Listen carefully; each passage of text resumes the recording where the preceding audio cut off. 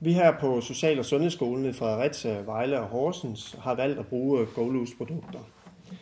Vi har utrolig stor fokus på velfærdsteknologi i vores undervisning og forsøger at få det integreret i vores daglige undervisning i plejestuen især.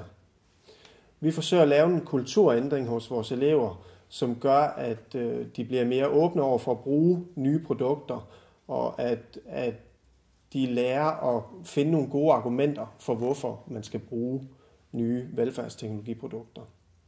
GoLoose-produkter er utrolig velargumenteret fagligt, specielt i forhold til miljø, i forhold til økonomi og i forhold til, at det simpelthen forbedrer livskvaliteten ude hos borgerne. Blandt andet i form af for eksempel forebyggelse af tryksår. Hygiejnemæssigt er GoLoose-produkter en kæmpe fordel i det, at det simpelthen afbryder smittevejene meget hurtigere, end de traditionelle systemer vil gøre. GoLoose-produkter blev faktisk efterspurgt af vores egne elever, som havde været ude i praktik og havde gode erfaringer med at bruge produktet.